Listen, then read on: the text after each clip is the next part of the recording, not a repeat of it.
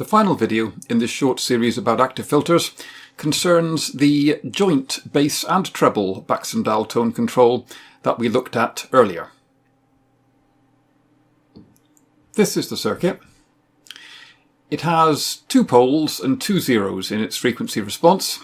Both the treble tone control circuit down here and the bass tone control up here contribute 1 zero and 1 pole to the response. It is quite tricky to analyse this theoretically, as the bass and the treble tone control interact.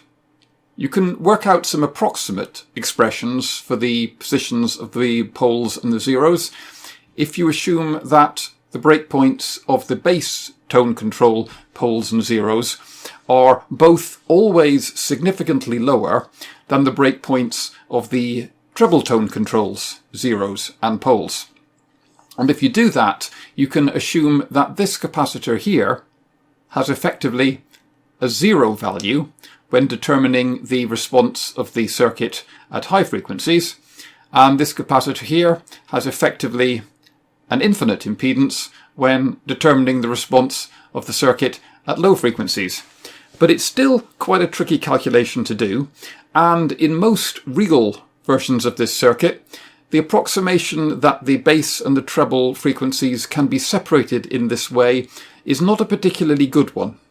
So again, we tend to resort to simulation to make sure that the values we've picked for our resistors and capacitors do give us the control over the bass and treble frequencies that we're looking for.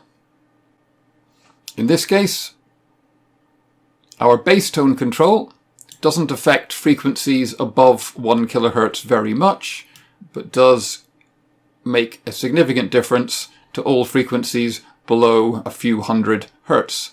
Now that's arguably quite a high cutoff frequency for a bass tone control.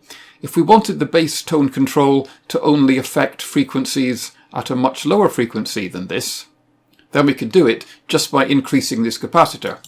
Supposing instead of 15 nanofarads, we took it up to 33 nanofarads. And now the bass tone control has almost no effect at 1 kHz.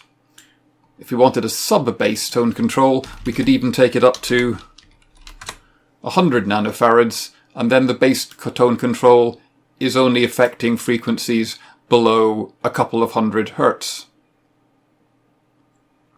And a similar thing is true of the treble tone control.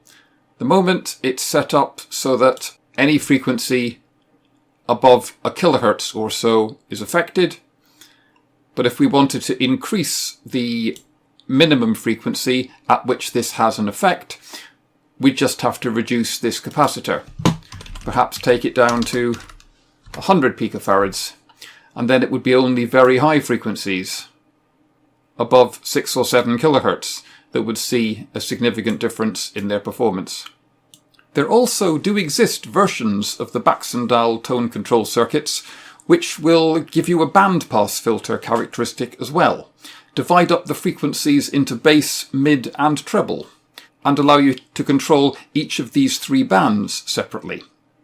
They are even harder to analyse theoretically, but after you've program the circuit into a simulator, they're quite straightforward to work out suitable values for your capacitors using simulation. And that brings us to the end of this series of videos about active filters.